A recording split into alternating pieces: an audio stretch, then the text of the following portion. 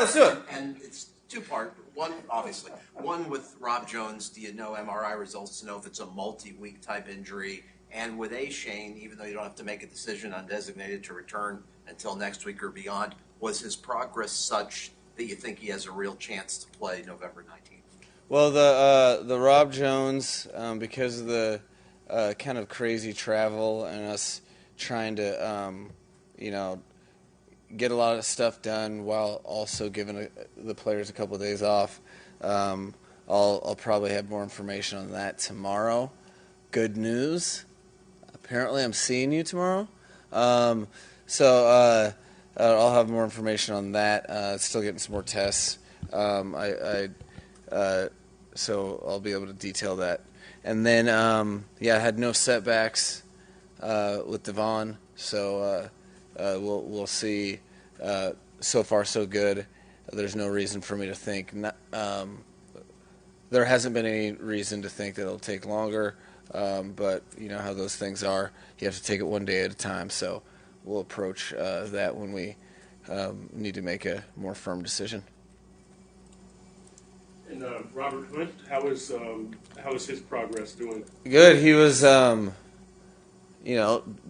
you know is that that was the first game of his NFL career that he missed. So what was good for him is, talking to him before the game, and he stayed in it, but he, there can be pros to having that experience, and you capture some of that. You never know what you have until it's gone. You capture some of that, frustration or, you just truly appreciate how much you love participating in those games. So then, you capture some of those moments and you apply it to what you can control, and that's practice. Maybe it's that much easier to take the full speed last 3 minutes of individual to game-like tempo. It's that much easier to strain in the fourth period of practice. All these things, I think he did use it for his overall benefit because it was the first rep for him in that situation. I'd like to ask you a question and a follow-up if need be. I was wondering, well, I'm sure when you watch the film there are some frustrating moments, opportunities missed that you saw on the tape. You saw it in real time too, I'm sure. It seems to be a bit of a recurring theme sometimes with the losses with this team. Just the mental focus sometimes might not be there, the penalties we've talked about before, the drop, stuff like that. Have you been able to identify why in certain moments just the concentration might not be where it needs to be? If I had... Well, here's the thing that I find interesting that I think we can all agree upon. That, for one, the narratives of how we lose games or the types of teams we lose to, there's one way that will change. I don't think that's unfair, and we're very comfortable with that, and I think all the players understand that. Two, I think nobody. I think it's interesting that inside the locker room and indirectly the question that you just posed, you guys are sharing the same sentiment, which is not that we're not good enough. So that, I think, is what the feeling of the locker room is that when we lose, we beat ourselves. And it so happens, I think, in this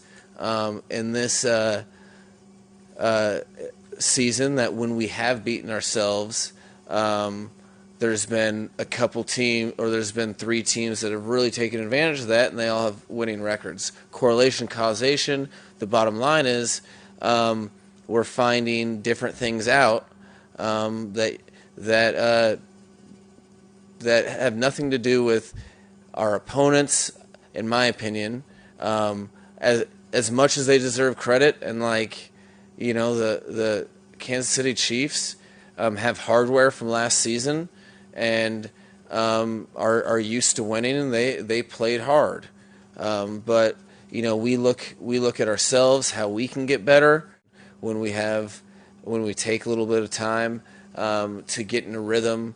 When those things happen, you're losing the game that you have capabilities to win every week, and that's what we're focused on.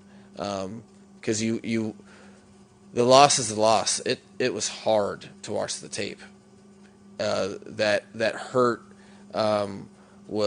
is healthy though. I was very proud of the way we invested ourselves into the week of practice last week. I was proud of how we didn't run from that tape, which can be painful. If you're going to lose the game, you might as well make it purposeful. I think we've lost 2 games since the Buffalo game, but we made the Buffalo loss purposeful, and we've approached practice collectively at a heightened level across the board, and we have no other plans but to use this experience purposefully as well moving forward. In the follow. Oh, I'm sorry. Aha! See, he put that on the front end. So, Yeah, Barry. What can you do differently? I guess self-scouting and bye week. Is there a different message you could, emphasizing? What could you do different to make sure those lapses don't happen? I think you're always trying to assess how you can do stuff better. I think that starts from the top, and I think I think it's important for me to be proactive in finding things that can be done better. I also think that it's as important that the pillars of importance stay consistent. I don't see anything but the daily application of your intent, your focus, your deliberate nature, the presence that's involved with that. I think that is the nuts and bolts of everything, and everything can extrapolate from that. However, I've always said this: it doesn't matter how successful we are, or how, it's the same for me always. I think I always am looking critically at how I'm approaching everything, because I don't see it as like copy paste anything in my job. So there's the particulars are very individualized to like who I'm speaking to, how people respond to certain messaging, and you're always tinkering with that. But I think overall, it's that much more important for me to double down on the pillars and values of being present, deliberate practice, and game-like work weeks that will ultimately render more successes than failures, and being able to win big games against tough opponents. I was going to ask you about the thinking going empty on that last drive on first down after the 2 Raheem big runs. It was not running, and when you have an incomplete pass, obviously at first second, it puts you in a spot where you probably can't run. But was that something that went through your mind on the flight back at all, that particular sequencing of plays, and why you went empty initially on first down? So just so we're clear, every single play that I ever call, I critically assess after the fact, and you're looking at, okay, I think it's my job to look at, did I put the players in position for success? And it's not as black and white as result. There could be one thing that I'm absolutely positive of, with 2 minutes and 30 seconds to go, if the run didn't work, we would be having a different conversation about, hey, why'd you run the ball then? That's literally the stakes for every decision and that's fair, because guess what? The people that really are questioning it, why after 2 successful runs you're questioning, or not necessarily you, Barry, but maybe some of your readership, we'll give you the out, are questioning that. Well, that's it's because they want it to work.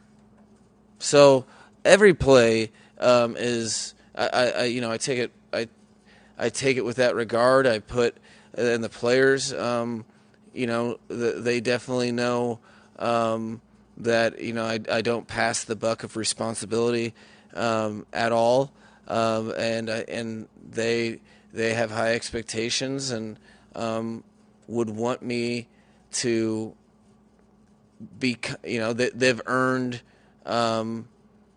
my confidence to do that, but I'm hyper aware of the fact that every single situation, literally every time you go for it, every time you don't. When people care about the result, they're going to be like, well, you should have done the other thing. I mean, it just ran for 40 yards in 2 plays. Why should run it again? It was definitely on my mind. But I think when things don't work, if I look at critically, was that the right decision? And then the players are able to, in a healthy manner, say, I don't care what you call, coach. We need to execute our fundamentals and technique. That's the vision of the entire that's the vision of what I think ultimately will have success over time in the way that we want it. And I think that's what's going on. I don't think there was a player that was like questioning going empty and passing the ball. And I know that every single play, especially when they don't work, I'm like, well, yeah, you probably should have done the other thing. Let's do the stuff that works. Coach, you talk a lot about the growth of the season, the journey of going from one place in September to the ultimate destination in January. Defense has really kind of come on here the last couple of weeks, and the whole year they've had their big plays, but really stifling offenses the last few weeks. How excited are you about where they are, not just from a performance standpoint, but the fact that you seem to be really healthy on that side of the ball? Well, I just I'm excited as much as one can. It's a very conflicting Monday. Okay, not gonna lie. We were all in as a group, and that was a heartbreaker of a loss. I also know, I feel like Dr. Jekyll and Mr. Hyde. I also know that we're a better team than when we left for Germany. I know that. So, and how are we? Because of how much we put into to going after our assignments during the work week. It was probably where we had 100 ways to just go ahead and be like, have excuses about tired or travel and stuff. We embraced it. We became tighter, and then the proof was in the pudding because guys invested more. Really, individually, it might be the most that they've ever invested in the game of football. And you sat there at 21-0 at halftime, and you're like, this is terrible.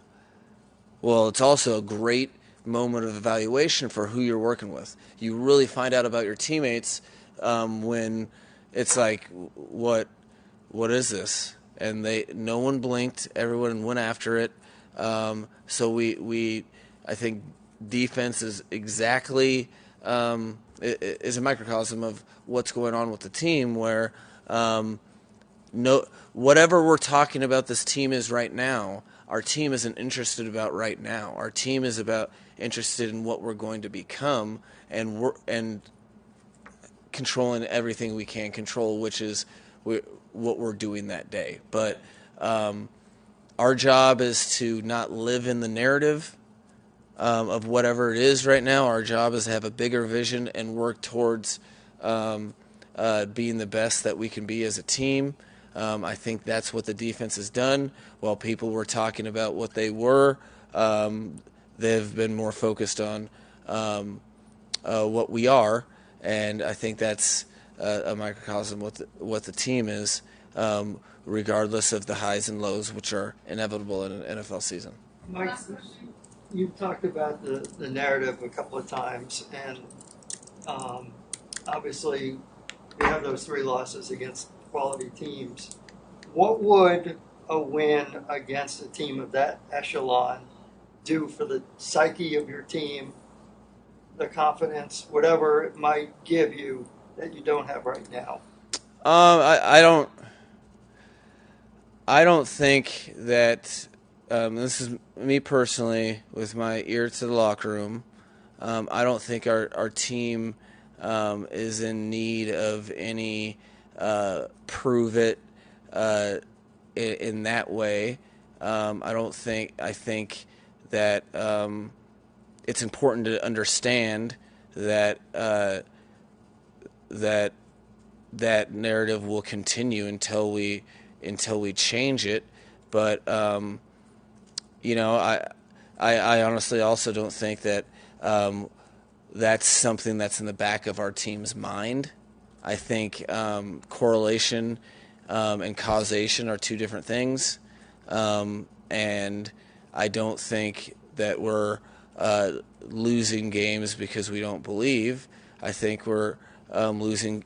Good teams have made us pay when we've allowed ourselves to be vulnerable in terms of shortchanging our execution, fundamentals, or technique, and that is, as we're learning, NFL teams are good, and it's to be expected. So I don't think that this team, as much as I think we're all aware of their narrative. It's a pretty shit because and I'm very comfortable with it because it's like